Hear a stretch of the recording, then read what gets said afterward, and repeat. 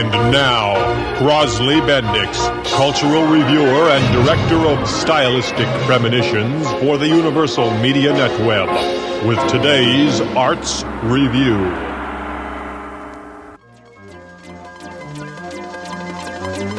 Good hello, everyone. Well, I'm sure you know by now what this week's discussion is about. You've all heard the news by now. The biggest art-related crossover story I've ever confronted in all my years of interpreting aesthetic ambiguities for our relatively unschooled public. And, of course, the impact of this will dent many aspects of life outside the arts, if there are any. I assume you've all gotten the basic story by now, but perhaps I can supplement the headlines with some details you may be unaware of. Let's start at the beginning. 3 days ago, the Optical Institute and Shade Company of Mindanao announced the discovery of a new primary color. Now, for those who never had any interest in colors and never took the time to study a color wheel, perhaps some background should be sketched out here in order to properly frame the subject. A standard color wheel depicts a hierarchical breakdown of all the hues in the universe as we know it. Or rather, as we knew it. A color wheel is divided into what are called primary, secondary, and tertiary colors. Now, up to this point in time, there have been only 3 primary colors: red, blue, and yellow, the basic building blocks of every rainbow. All other hues are made from combinations of these primaries. The secondary color green is formed from a mix of the primaries blue and yellow, for example. Violet from red and blue, and so on. But now, a fourth, never-before-seen primary color has been discovered. The new color has already been named by its discoverer, Dr. Wo-Yan Squant. With a distinctly questionable view of posterity, he has named the fourth primary color Squant. And that has become the very first controversy to taint this shocking discovery.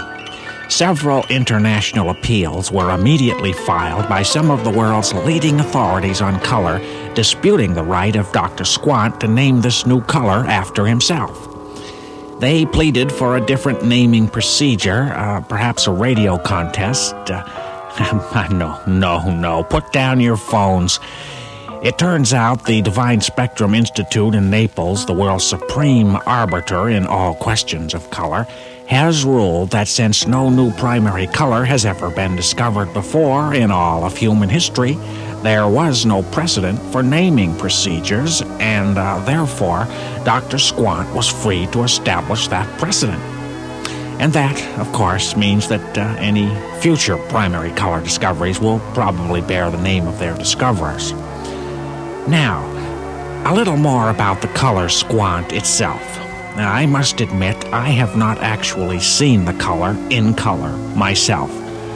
So far, there have been only black and white photos of the color in the Mindanao newspapers, which, unfortunately, are not quite up to the standards of USA Today. But, in fact, USA Today is unable to print the color of Squant until a supply of Squant ink is produced. Now, in the gray register, Squant appears to look very much like a light cerulean blue or perhaps a mid-range oxide green, but of course, it isn't. It is reported by those who have seen it that Squant is a very unusual-looking color, but that goes without saying. Like all primary colors, it is extremely difficult to describe in terms of comparison. It's not really anything like red or blue or yellow. No, like its better-known two brothers and sister of the primary family, Squant must be visually experienced to be known. Dr. Squant has already carried out an impressive array of mixing tests with Squant and other colors.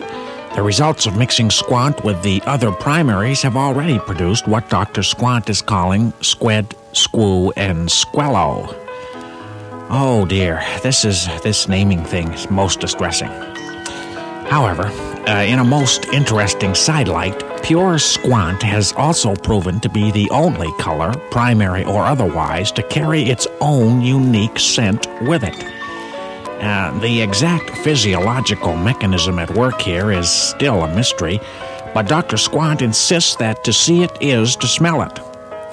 But not necessarily, because strangely enough, the smell of squant, which Dr. Squant has dubbed squanty, seems to have an irresistible attraction for anything that is blind, such as ants, earthworms, snails, cavern bats, and submarine life below 10,000 feet.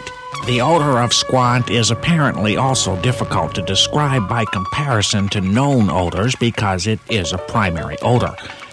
However, Dr. Squant suggests that it's not an unpleasant odor and should not hinder a universal acceptance of squant in any conceivable application, except perhaps in products which require no odor, such as nose plugs, which brings up the squanty smell of profit. Squant will undoubtedly be in great demand, so it should give the world's economy a sharp kick in the bucket. However, Dr. Squant, in a completely selfless act of altruism, has donated squant to the whole world for free as a benefit to humanity. Grumbacher, Liquitex, and Dutch Boy, however, have each filed proprietary patents on squant, but it is as yet unclear whether a primary color can or should be privately owned, and this will probably be working its way through the color courts for years. Each of these companies claims to be the best equipped entity to mass distribute squant concentrate to all other color users in controlled and measured increments, which will minimize the potential outbreak of panic or insanity among isolated segments of the public who still may not be aware of the discovery of squant. And by the way, I certainly hope this report on squant can also serve to help alleviate any unnecessary outbreaks of insanity. Just be aware, squant is coming, folks. It's just reflected light, but be prepared. Dr. Squant suggests that when you first encounter squant, it helps to squint. Finally, one can only speculate about the far-reaching impact on our whole environment due to the addition of squant. For example, this will turn all paintings to date into pre-squant works, making all paintings instant collector's items, so hang on to them. The introduction of squant should revolutionize all kinds of eye-oriented areas such as interior decorating, outer and underwear, bumper stickers, candy, makeup, paint programs, graffiti, stripes, toothpaste, virtually anything in which color plays a major role. Now, this is truly a momentous turning point in the now weary adventure of human perception. There is indeed something new under the sun. We anxiously await our first look at squant.